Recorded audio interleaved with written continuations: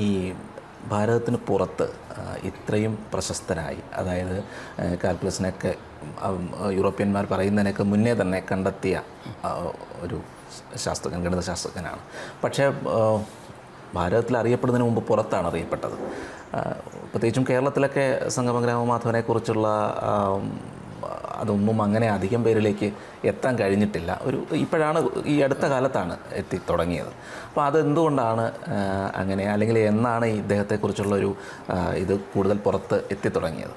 ശരിക്കും 1950 KV ശർമ്മ അദ്ദേഹവും അദ്ദേഹത്തിൻ്റെ ശിഷ്യന്മാരും ആണ് ഈ പഴയ ഗ്രന്ഥങ്ങളൊക്കെ കണ്ടുപിടിച്ച് പഠിച്ചത്. ഇത് ശരിക്കും നമ്മുടെ വീട്ടിലൊക്കെ കുത്തുവിളക്ക് ഉണ്ടല്ലോ, നിലവിളക്കിൻ്റെ താഴെ എപ്പോഴും നിഴലായിരിക്കും, വെളിച്ചം അതിന് പുറത്താണ് എന്ന് പറയുന്നത് പോലെ കേരളത്തിൽ ജന്മസ്ഥാനമായ സംഗമഗ്രാമമാധവൻ്റെ വർക്കിനെക്കുറിച്ച് ആർക്കും അറിയില്ല, ജന്മസ്ഥലമായ കല്ലേറ്റുങ്കരയെ പോലെ. എന്നാൽ ഇന്ത്യക്ക് പുറത്ത് സ്കോട്ട്ലൻഡിൽ, അതുപോലെ തന്നെ ഇംഗ്ലണ്ടിൽ, ഇങ്ങനെയുള്ള സ്ഥലങ്ങളിൽ, അതുപോലെ റോച്ചസ്റ്റർ അമേരിക്കയിൽ, ഇവിടെയെല്ലാം കേരള സ്കൂൾ ഓഫ് മാത്തമാറ്റിക്സ് ഒരു ഐച്ഛിക വിഷയമായിട്ട് കുട്ടികൾ പഠിപ്പിക്കുന്നുണ്ട്. അവിടെ നിന്ന് ആണ് തിരിച്ച് ഇന്ത്യയിലേക്ക് അവർ പഠിച്ചതുകൊണ്ട് അതിനെന്തോ നല്ല കാര്യങ്ങളുണ്ടെന്ന് വിചാരിച്ചിട്ടാണ് ഇന്ത്യയിൽ തിരിച്ചതിനെക്കുറിച്ച് കൂടുതൽ പഠിക്കാനായിട്ട് തുടങ്ങിയത്. ഇതിൽ ഏറ്റവും പ്രധാനപ്പെട്ട ഒരു കാര്യം, ഒരു അത്ഭുതം എന്ന് പറയുന്നത് കാൽക്കുലസ് എന്ന് പറയുന്ന ആ ഗണിത ശാസ്ത്രശാഖ. അത്ഭുതം എന്ന് പറയട്ടെ, പാശ്ചാത്യ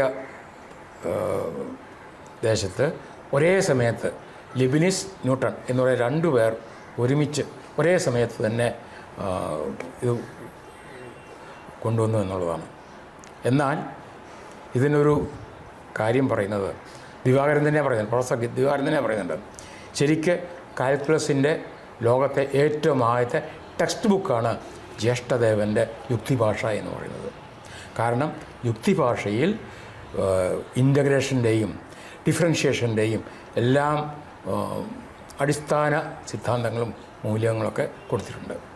അപ്പോൾ അദ്ദേഹം തന്നെ പറയുന്നുണ്ട്, ഗണിതശാസ്ത്രത്തിൻ്റെ ആധുനിക മേഖല എല്ലാം ഭാരതത്തിൻ്റെ സംഭാവനയായിട്ട് നമുക്ക് കണക്കാക്കാം.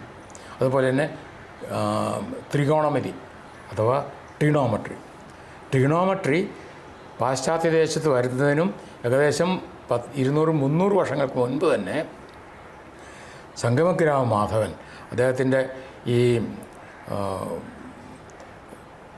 പദ്യങ്ങൾ ഉപയോഗിച്ച് ഓരോ 3 ഡിഗ്രി വ്യത്യാസത്തിൽ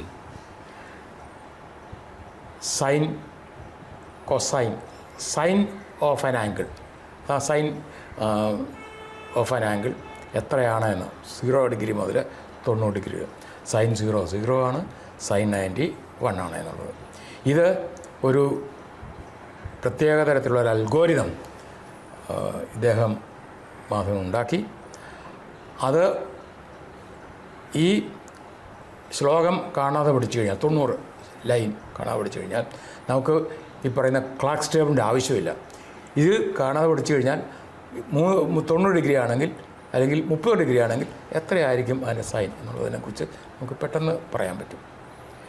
ഇപ്രകാരം ഭാഷയും ശാസ്ത്രവും ഒരുപോലെ ഉപയോഗിച്ച്, ഒരു വിധത്തിൽ പറഞ്ഞാൽ ഒരു ആധുനിക ഗണിത ശാസ്ത്ര മേഖലയിൽ നമ്മൾ ഉപയോഗിക്കുന്ന ആൽഫാ ന്യൂമറിക് ഡിസ്ക്രിപ്ഷൻ, ആ ആൽഫാ ന്യൂമറിക് ഡിസ്ക്രിപ്ഷനായിരുന്നു സംഗമഗ്രാമമാധവൻ ഉപയോഗിച്ചിരുന്നത്.